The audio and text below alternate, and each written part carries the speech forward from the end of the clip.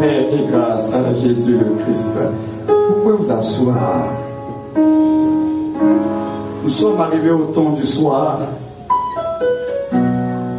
Et au temps du soir, il est important que chaque enfant de Dieu puisse connaître son identité. Tout à l'heure, dans mes proclamations, j'ai dit, et j'aimerais le répéter ce soir,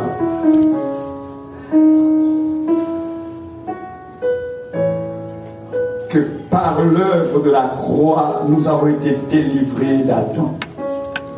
Adam a livré l'humanité. Et l'œuvre de la croix du dernier Adam nous a délivrés. La croix nous délivre d'Adam. Et je disais tout à l'heure que la foi nous introduit en Christ. Parce qu'avant la croix, il n'y a pas en Christ, ça n'existe pas. La croix nous délivre d'Adam. Mais la foi nous fait entrer en Christ. La dernière fois, lorsque j'ai intervenu ici, j'ai parlé un peu des mystères de la foi. Mais avant de parler des mystères de la foi, j'ai pris le temps de vous parler de la croix. Le salut. Il est important de connaître la genèse de votre histoire avec Dieu. Parce que lorsque vous ne connaissez pas la genèse de votre histoire avec Dieu, vous êtes sans repère.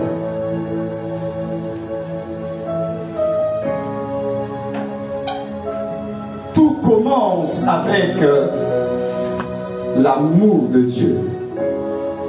C'est pourquoi Jésus, lorsqu'il parle à Nicodème, il commence le point de départ par lui dire que Dieu a tant aimé le monde.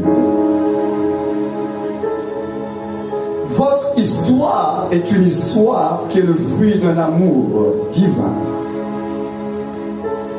Vous n'êtes pas là, nous ne sommes pas là juste comme ça par hasard. Dieu aime le genre humain. Ce genre humain est la seule créature de Dieu à qui il lui a accordé de pouvoir prendre part à la nature divine. Aucun ange, aucun archange, aucun séraphin, aucun chérubin n'a la grâce et le privilège d'avoir cette nature divine. Même Lucifer, malgré sa puissance, la puissance de Lucifer n'est pas une puissance divine. Il a été créé par Dieu comme toutes les autres créatures et Dieu lui a doté de capacités. Mais l'être humain a reçu de Dieu un privilège. Dans toute la création de Dieu, nous avons reçu le privilège déjà de porter le même esprit que lui et par-dessus tout de prendre part à la divinité. C'est pourquoi nous sommes dans un mystère, ce que nous sommes devenus aujourd'hui. Parce que dans le mystère de Christ, c'est le mystère de 4 réalités spirituelles. Le Père, le Fils, le Saint-Esprit et l'Église. L'Église fait partie du mystère de Christ. Et voilà pourquoi en tant que l'Église, nous prenons part à la divinité et à la nature de Dieu. Parce que l'Église, c'est le corps de Christ sur la terre. Donc l'Esprit et l'Église disent « Viens, Maranatha ». L'Église est un mystère qui est intégré dans le mystère de Christ. Parce que le mystère de Christ, c'est le mystère du Père. C'est le mystère du Fils dans la rédemption. C'est le mystère du Saint-Esprit dans la régénération. Et dans le mystère du Saint-Esprit est caché un autre mystère, qui est le mystère de l'Église. Et l'Église, nous jouons avec l'Église parce que nous n'avons pas bien compris ce que c'est l'Église aux yeux de Dieu. L'Église, ce n'est pas juste une adhésion à un mouvement, une philosophie, une dénomination. Ça, ce n'est pas l'Église. Lorsque la Bible parle de l'Église, elle parle de l'Église comme étant un mystère. L'Église est un mystère. Voilà pourquoi dans ce mystère-là, ce sont des hommes esprits. Ce sont des esprits en communion avec le grand esprit qui est Dieu lui-même. Et ces esprits-là sont sur la terre. En fait, on est dans deux réalités. Nous sommes autant dans les cieux, mais également nous sommes sur la terre. Notre condition est sur la terre, mais notre position est dans les cieux. C'est ça l'Église. Ce qui fait que l'Église, qui était un mystère des esprits, nous prenons déjà part maintenant à la divinité et à la présence et à la communion de Dieu dans notre esprit. C'est pourquoi une fois je l'avais dit ici, notre esprit n'attend pas le retour de Jésus. Notre esprit n'attend pas l'enlèvement pour pouvoir être dans la présence de Dieu. Votre esprit est déjà en communion avec Dieu. Et la Bible dit de vous que vous êtes assis avec Christ sur le trône. Tout le monde n'a pas accès au trône. Le trône, c'est pour Dieu. Le trône, c'est pour ceux qui prennent part à la divinité. Vous allez remarquer dans votre Bible qu'il y a 24 vieillards, ils ont leur trône, mais ils sont autour du trône principal. Il y a 4 êtres vivants qui sont là. Ils se prosternent, mais autour du trône. Et ce trône-là qui est un véritable mystère, la Bible dit, parce que le trône là, c'est le trône de la divinité.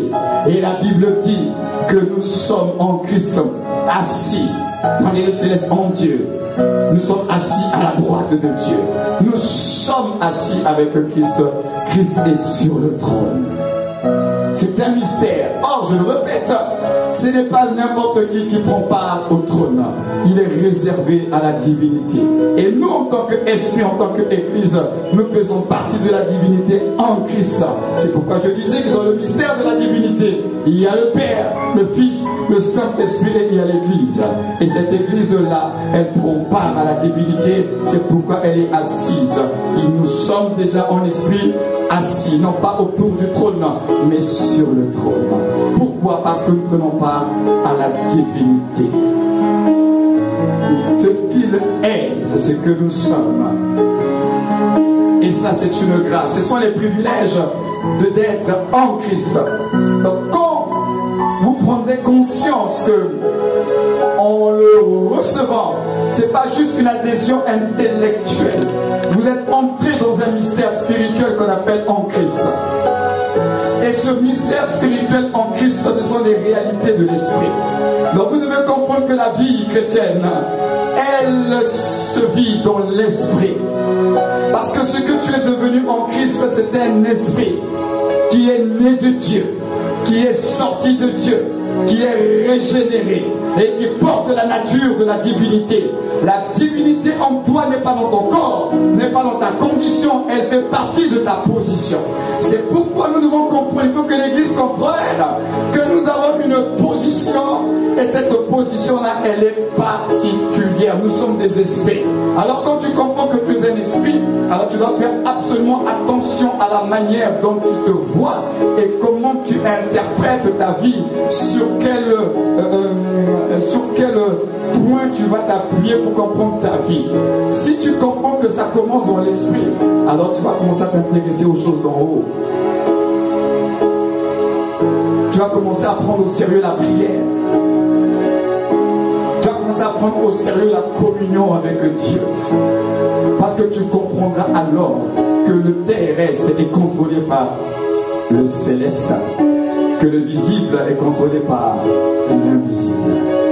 Et toi, en tant que nouvelle création, tu appartiens du monde invisible. La nouvelle création n'est pas visible. C'est pourquoi la Bible dit, lorsque Christ votre vie apparaîtra, vous apparaîtrez aussi. Alors c'est assez étrange. Physiquement vous êtes là, nous sommes là. Mais comment la Bible dit-elle que lorsque Christ votre vie apparaîtra, vous apparaîtrez aussi. Donc ton véritable toi est caché quelque part. Et la Bible dit que tu es caché en Dieu, en Christ, dans les lieux célestes. En tant que nouvelle création, tu n'appartiens pas à ce monde, mais tu appartiens au royaume des cieux, le royaume invisible de Dieu. Voilà pourquoi les chrétiens doivent comprendre les réalités d'en haut. Lorsque Christ, votre vie apparaîtra, vous apparaîtrez aussi. Alors si on me dit que j'apparaîtrai aussi, qui suis-je? Qui suis-je? Est-ce que je suis cette enveloppe extérieure? Qui suis-je? C'est pourquoi je dis l'Église est un mystère. Si vous êtes réellement en Christ, vous êtes un mystère. Mais le diable veut utiliser l'antignorance pour que nous ne montions pas au niveau de ce que nous sommes réellement, des esprits. Quand votre Bible dit celui qui s'affectionne aux choses d'en haut, on n'a pas d'affection, d'attachement. Recherchez les choses d'en haut. Parce qu'il y a les choses d'en haut et il y a les choses d'en bas. Il y a les choses qui sont purement terrestres et il y a les choses qui sont célestes. Et la Bible dit que nous devons chercher les choses d'en haut, les choses célestes. Comprendre les enjeux spirituels. Et comprendre finalement que tout ce qui t'arrive n'arrive pas par hasard. Tout ce qui t'arrive n'arrive pas par hasard. Il y a toujours une source spirituelle. Maintenant, il faut définir quelle est la source spirituelle qui fait bouger ma vie de cette façon. Est-ce que c'est Dieu ou c'est pas Dieu? Nos vies subissent certains chamboulements. Mais quelle est la source spirituelle? Parce que je vous dis la vérité, c'est dans l'esprit. Les choses visibles sont contrôlées par les choses invisibles. Et les choses invisibles accouchent les choses visibles. Donc les choses que tu vis là, c'est un accouchement des choses qui ont été arrêtées dans l'invisible. C'est pourquoi je dis, tout ce qui t'arrive n'arrive pas par hasard. Mais la question est, quelle est la source de ce qui fait bouger ma vie? Quelle est la source de ce qui semble être un blocage dans ma vie? Quelle est la source de ce qui semble me rendre triste? Ça vient d'où?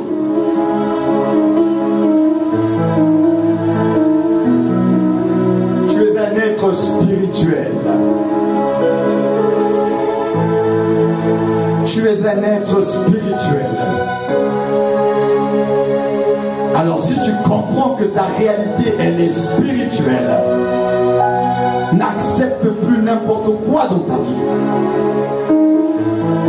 Parce que les choses qui se passent dans ta vie, je le répète ce soir, sont d'origine spirituelle. Mais dans le spirituel, il y a plusieurs entités, il y a plusieurs couloirs, il y a plusieurs personnalités. Mais déjà, il faut que nous nous accordions ce soir que tout ce qui t'arrive, c'est spirituel. Il n'y a rien de naturel. Le naturel est engendré par le spirituel.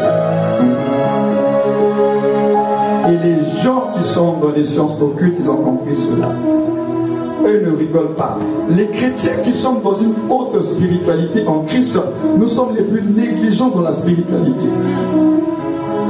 Eux, ils ne sont pas en Christ, mais ils sont très disciplinés dans leur spiritualité. Et ils ont les fruits, et ils ont les résultats de leur spiritualité. Et nous qui sommes en Christ, on dit qu'on a la nature de Dieu. On est assis dans les lieux célestes. On a l'Esprit de Dieu en nous. On est les plus négligents dans les choses spirituelles. Mais on veut des résultats, tout en étant négligent, tout en étant dans l'ignorance, alors que la parole de Dieu est là pour nous donner la connaissance. On n'aime pas la parole, on ne veut pas la lire, on ne veut pas la méditer, on ne parle pas au Saint-Esprit, on ne communique pas avec lui. Comment voulez-vous spirituellement de l'ascendant sur le monde spirituel. C'est un monde qui fonctionne avec des lois, avec des codes, avec des principes.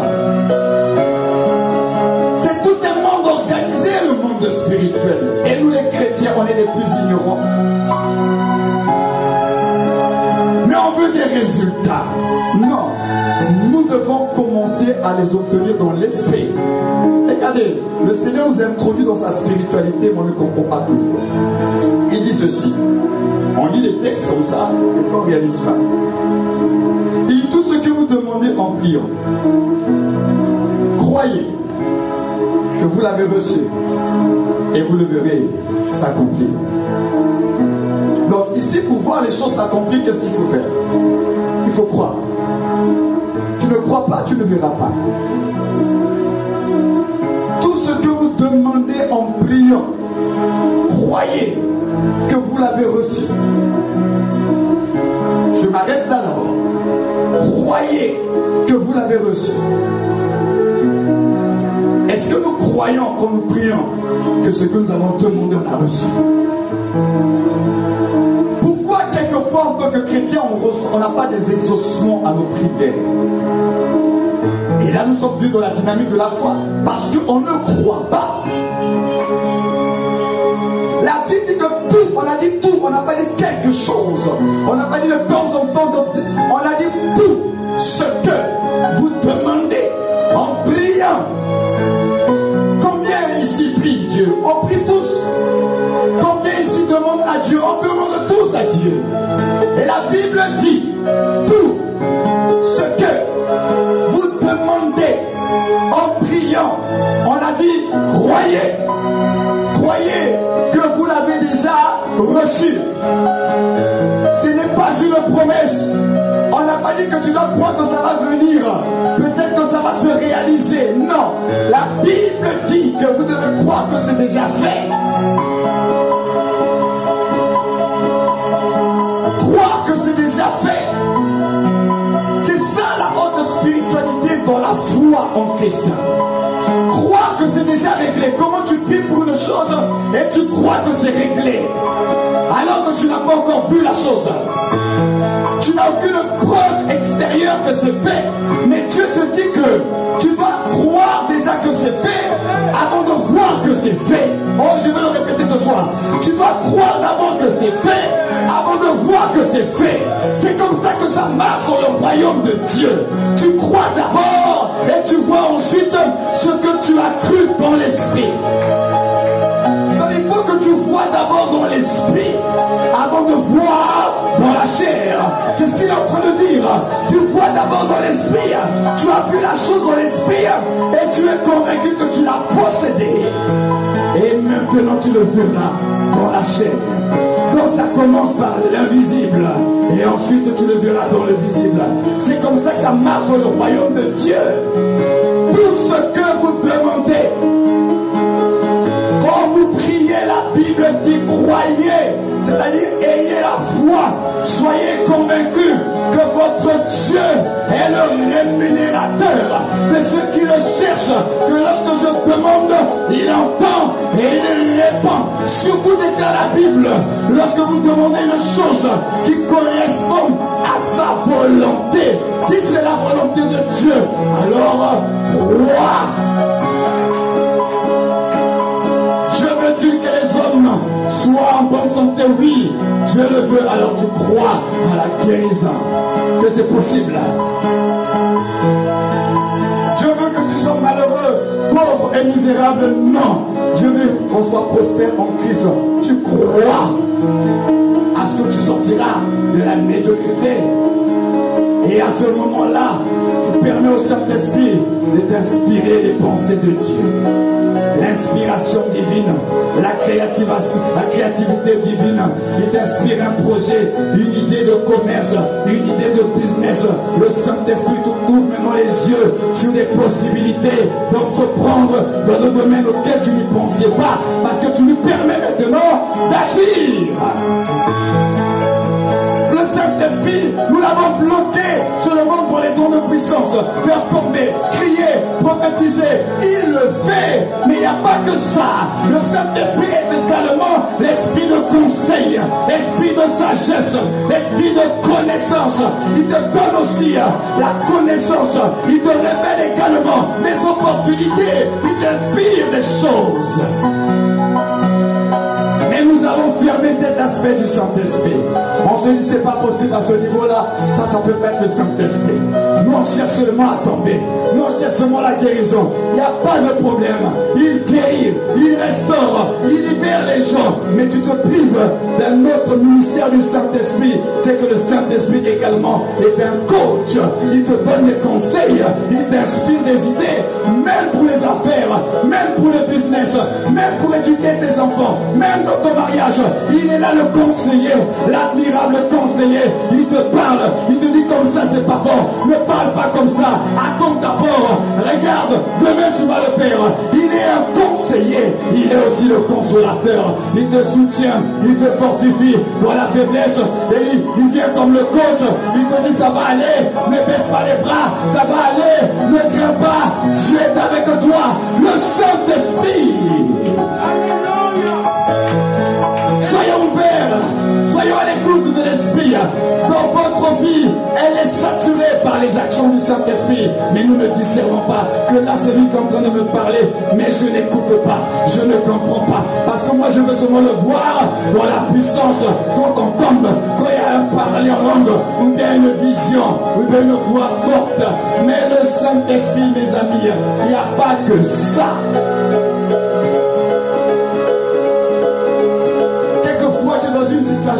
Tu ne sais pas comment tu vas parler, comment tu vas procéder. Le Saint-Esprit te donnera les mots. Et tu es surpris. Quand tu arrives et tu parles, tu es convaincant. Et les gens sont convaincus. Et tu sors de là quand même, tu es même surpris de ce que tu as dit. Mais les gens ont été marqués. Ils disent, mais cet homme, cette femme a dégagé une certaine sagesse. Mais d'où lui vient cette sagesse-là? La façon dont il a parlé, la façon dont il a parlé. Non, on a été chamboulé, on a été bouleversé. Parce qu'il y a quelque chose, une haute intelligence qui s'est libérée de lui. Ça vient de qui? Ça vient du Saint-Esprit. À sortir de beaucoup de situations. Le Saint-Esprit. Dans cette vie en Christ là, on ne pourra pas vivre sans lui. C'est pourquoi la Bible dit scellé du Saint-Esprit. On a été scellé du Saint-Esprit. Scellé. Scellé. Ça veut dire maintenant vous êtes partenaire. Ah, il ne va plus te quitter. Jusqu'au jour de la rédemption, dit la Bible. C'est-à-dire que jusqu'au retour de Jésus, tu as avec toi un partenaire sûr. Il est toujours là. Le Saint-Esprit. Scellé, vous êtes liés. C'est comme s'il y a un mariage qui s'est fait entre vous et lui. Le Saint-Esprit. Jusqu'au retour de Jésus, tu as le Saint-Esprit. Scellé, il ne partira pas. Mais seulement nous allons l'attrister lorsqu'on ne fait pas la volonté de Dieu. Mais attrister le Saint-Esprit ne veut pas dire qu'il est parti. Il est toujours là, mais il est attristé. Il attend tout simplement que tu te répandes. Et de nouveau il revient pour agir. Et de nouveau il va t'inspirer les pensées de Dieu, les rêves de Dieu, les ambitions de Dieu, les projets de Dieu. Alors tu commences à avoir une vie remplie d'idées, remplie de créativité, remplie d'inspiration divine. Et toi-même tu ne comprends pas. Mais ces derniers temps, j'ai vraiment beaucoup d'idées, j'ai beaucoup d'inspiration. C'est le Saint-Esprit. Il parle à ton esprit, il te communique la sagesse de Dieu, il te communique les connaissances qui viennent de Dieu. Le Saint-Esprit. Soyons à l'écoute du Saint-Esprit. Il n'y a pas, non, ça c'est pas spirituel. Même tu es là, une maman qui prépare. Il peut te donner une inspiration d'un plat.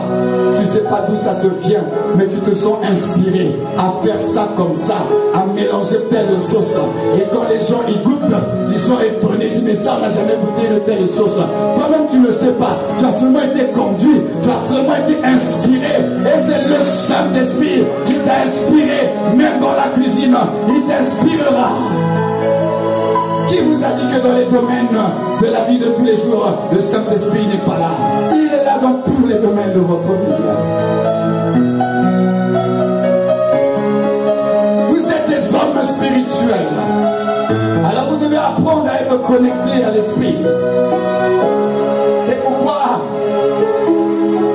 grâce nous a sauvés.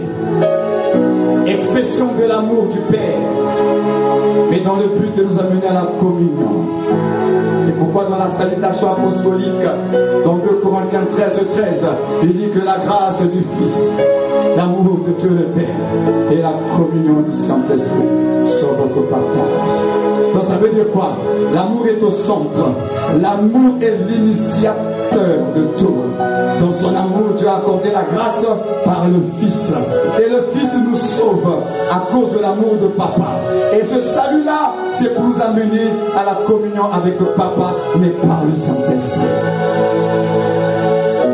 C'est le Saint-Esprit qui t'amène dans la chambre, dans l'intimité, dans le Saint des Saints. C'est avec lui et c'est par lui. Le Saint-Esprit. La communion dans la divinité, c'est le Saint-Esprit. La rédemption de la divinité, c'est le Fils. Mais là, nous parlons de communion. Et la communion, ton esprit connecté à Dieu par le Saint-Esprit. C'est pourquoi la Bible déclare, lorsque tu as cru en Jésus, il va venir tout de suite rendre témoignage. La première visitation que tu vas avoir, c'est celle du Saint-Esprit. Mais tu ne sais pas que c'est lui. Tu as cette assurance, tu as cette certitude que tu es un enfant de Dieu. Mais d'où te vient l'assurance là? D'où te vient la certitude là? C'est le Saint-Esprit qui te met la conviction. Tu sais que tu es un enfant de Dieu.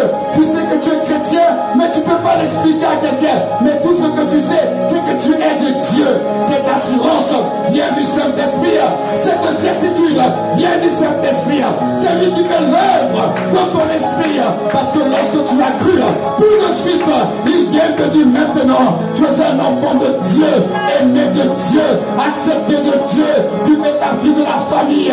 Je suis là comme la preuve que tu fais partie de la famille.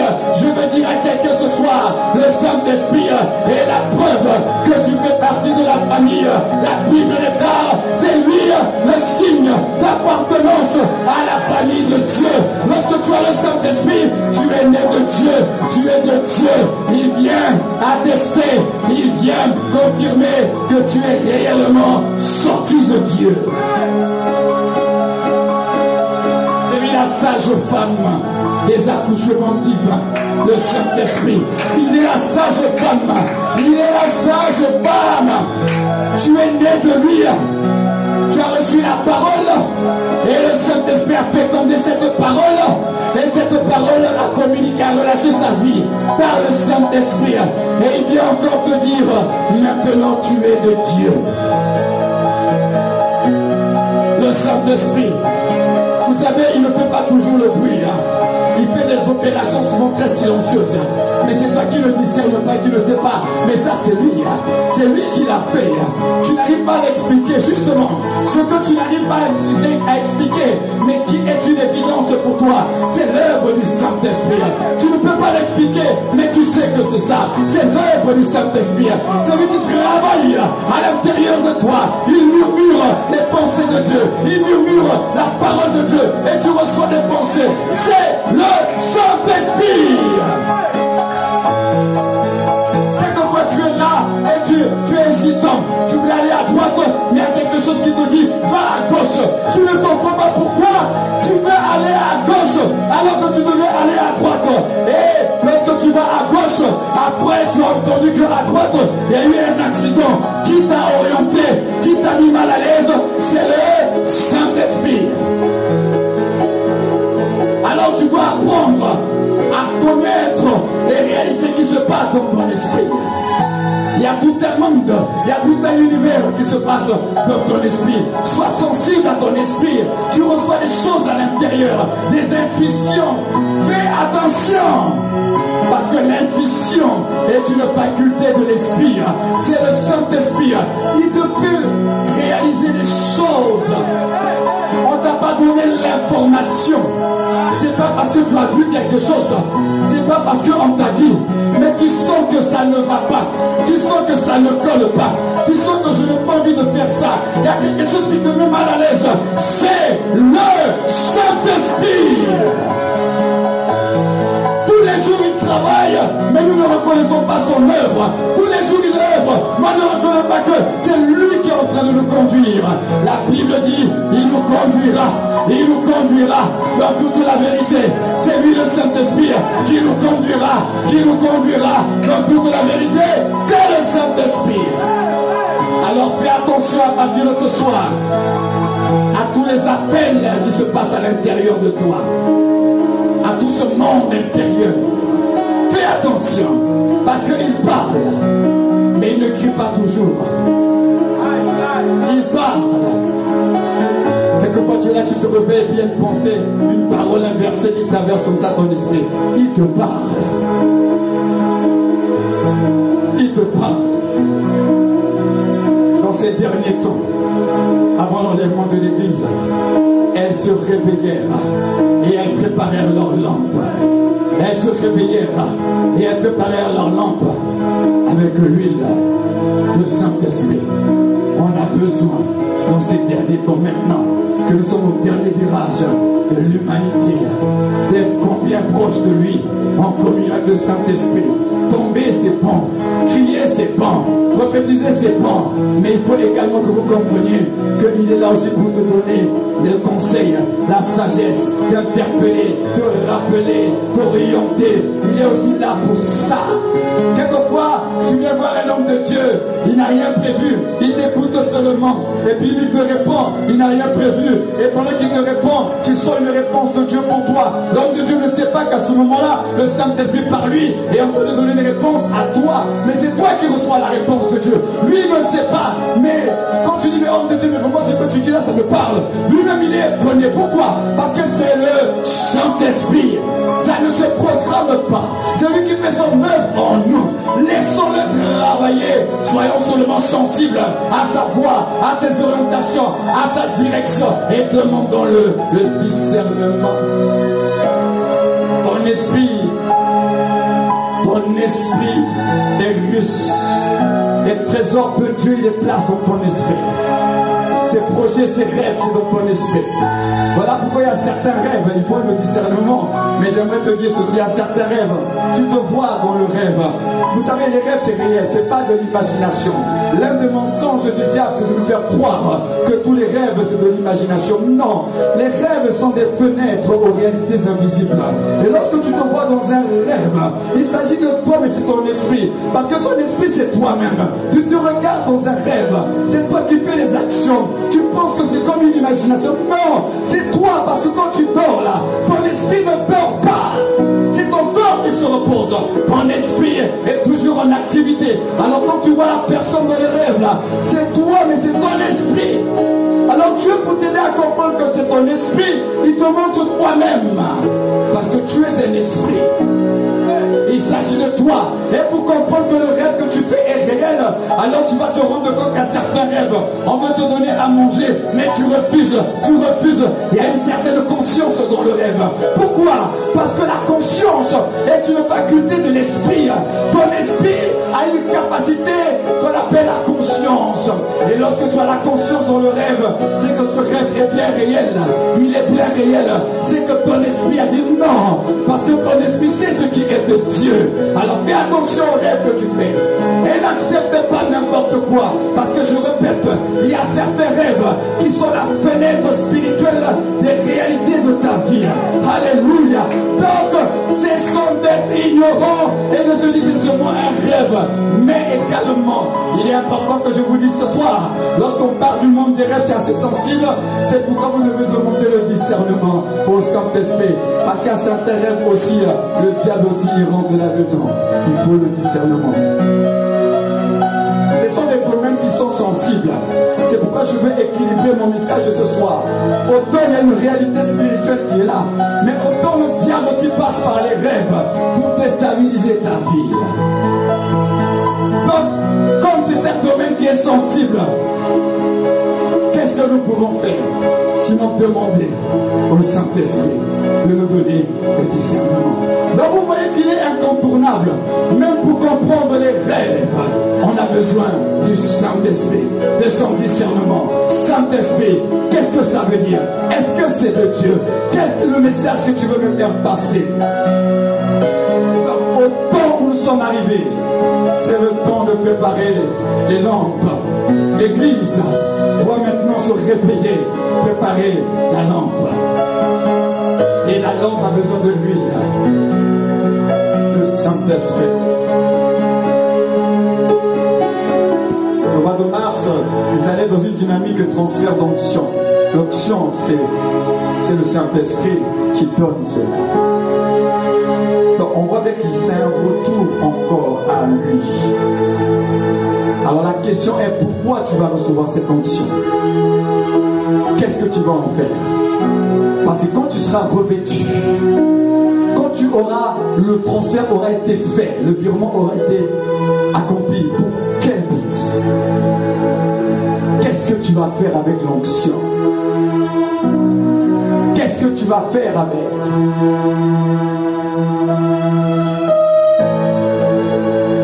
Tu demandes, Seigneur, je veux recevoir l'onction.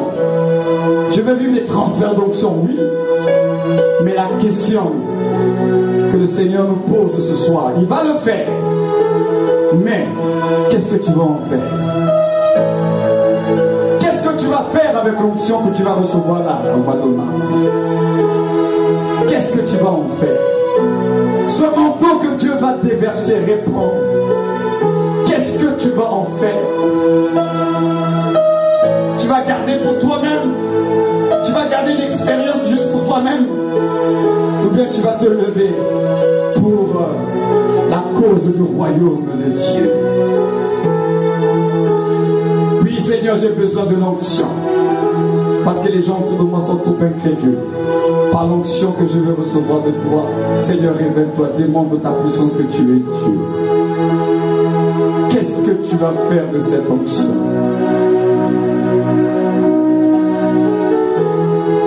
Qu'est-ce que tu vas faire?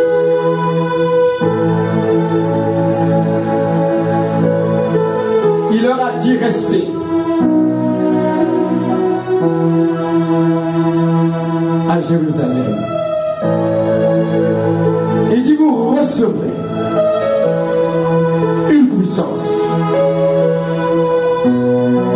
Le Saint-Esprit, pas le Saint-Esprit qui est la puissance, non, ils avaient déjà le Saint-Esprit. Vous recevrez le Saint-Esprit survenant. Donc c'est le Saint-Esprit survenant qui va communiquer la puissance. Mais dans le Saint-Esprit survenant là, qui donne la puissance, il dit dans quel but? Et vous serez mes témoins. Le Saint-Esprit survenant,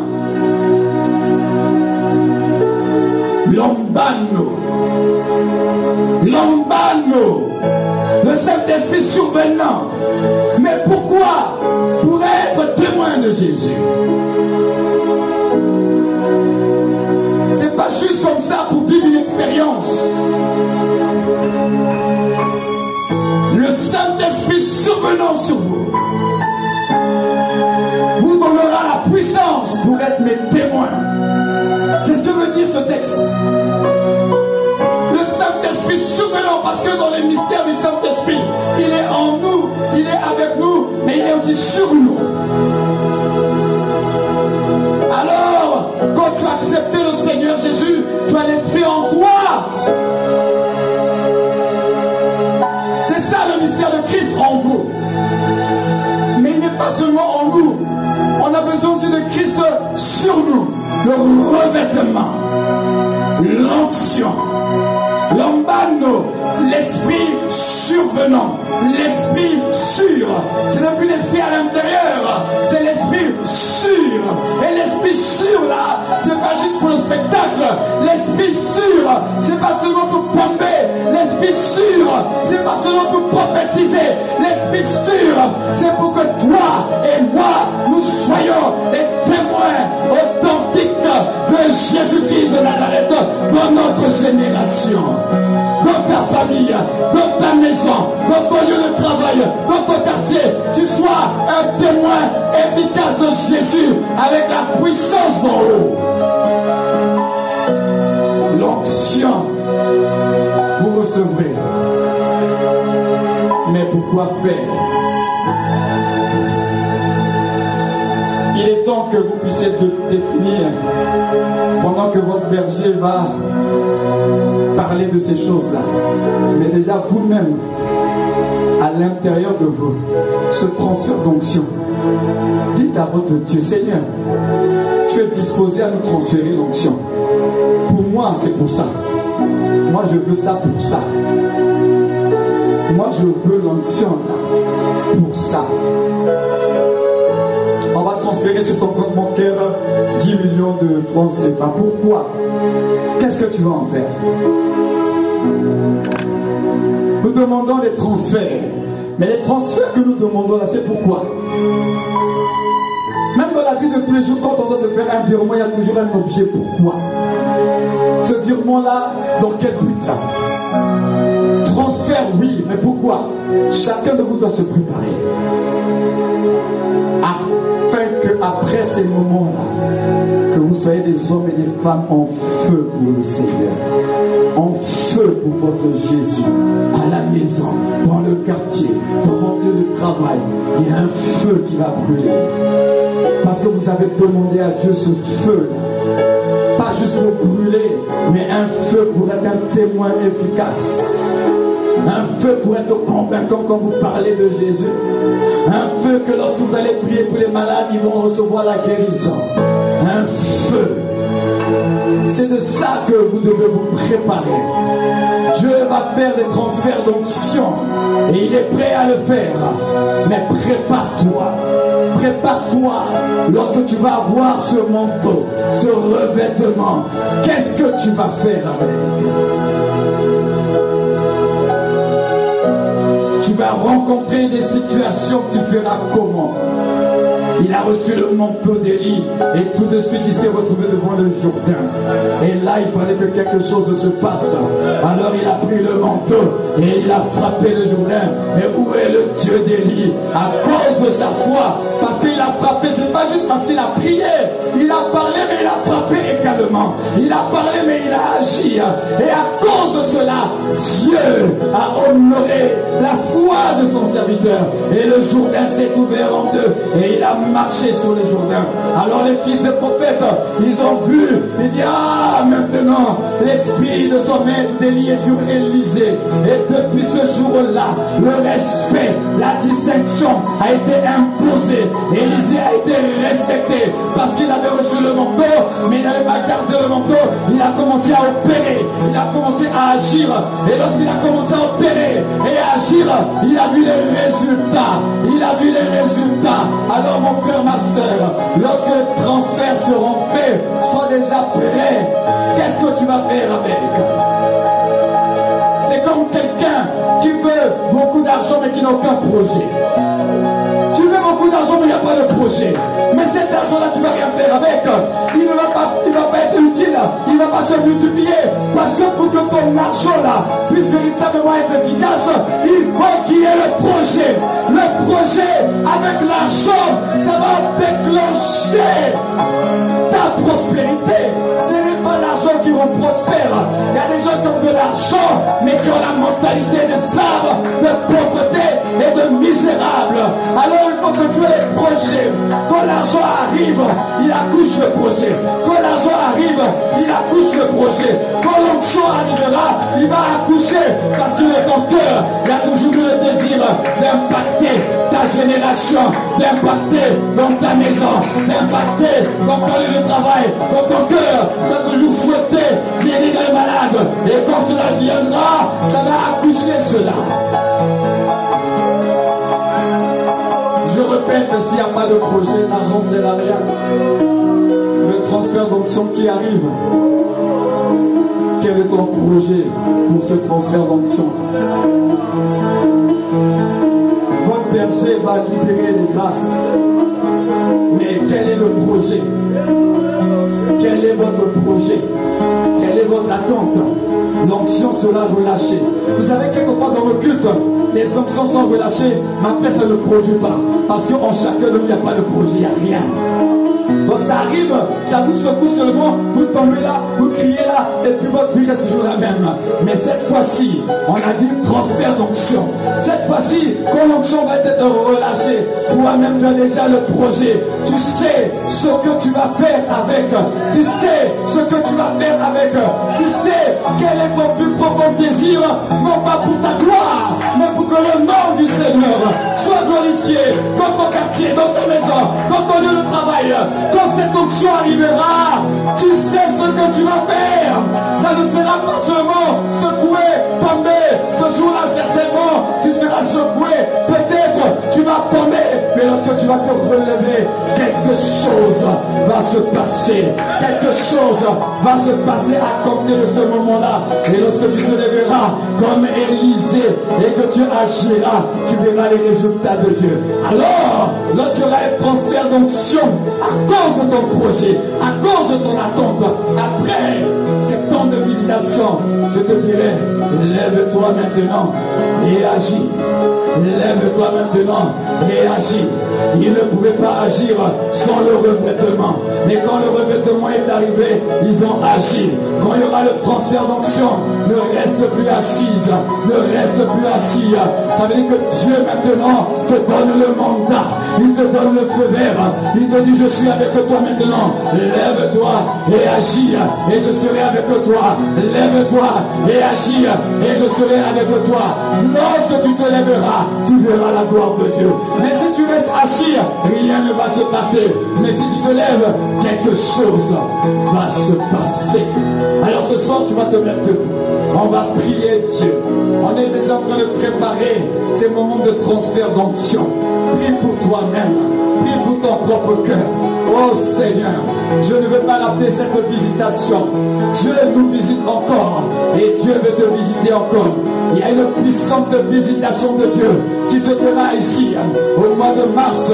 Peut-être ça va s'étendre les autres mois, mais au mois de mars, il y a une puissante visitation de Dieu. Alors tu vas prier, Seigneur, que je ne veux pas rater ce temps de visitation. Non, non, non, non, je ne veux pas rater ce temps de visitation. Je veux être un vase qui reçoit et qui va donner. Un vase qui reçoit et qui va donner. Un vase qui reçoit et qui va donner. Alors élève ta voix et prie et parle pour toi-même au nom de Jésus. Élève ta voix et parle, parle, parle au nom de Jésus. Rekama soto, shakamane reba soto, rimano robochete, egamane, rikama mama. Seigneur, nous voulons nous préparer. Nous voulons nous préparer à la visitation que tu as programmée pour cette église, pour chacun de nous. Oh Dieu, nous voulons nous préparer à la puissante visitation que tu as destinée pour cette assemblée, pour ces frères, ces sœurs qui sont connectés à l'onction de cette maison. Éternel Dieu, nous voulons nous préparer, nous voulons recevoir ce que tu as prévu pour nous en cette nouvelle saison. Éternel, je prie dans le nom de Jésus que personne ici de cette famille d'église et de ceux qui sont connectés à ce ministère, à cette onction, je prie ce soir que personne ne soit privé de la grâce qui va être déversée, de la grâce qui va être répandue. Oh Dieu, les fleuves d'eau vive couleront en ces lieux, les fleuves d'eau vive couleront dans la vie de ton peuple. Et je me réjouis, je me réjouis, je me réjouis de la visitation de l'Esprit. Je me réjouis des œuvres du Saint-Esprit. Je me réjouis de ce temps de gloire, ce temps de visitation, ce temps de renouvellement, ce temps de restauration, ce temps de relèvement, ce temps où tu vas fortifier la foi. Ah Seigneur, je me réjouis de ta main, de ton bras qui agira, de ta main, de ton bras qui agira pour les guérisons, pour les délivrances, pour les relèvements. Ah Seigneur, les temps de visitation, je te bénis, je te célèbre, je te magnifie, je te dis Abba, merci encore parce que tu as jugé bon de déverser grâce, faveur, abondance sur ton peuple. Oh, que ton shalom soit notre partage à tous et à toutes dans l'excellence, dans le merveilleux, dans le puissant, dans le redoutable nom de celui en qui, par qui et pour qui tu fais toutes choses. Jésus-Christ de Nazareth, Jésus-Christ le Seigneur. Oh Dieu, merci parce que tu honores la foi de tes enfants, de tes serviteurs. Alléluia.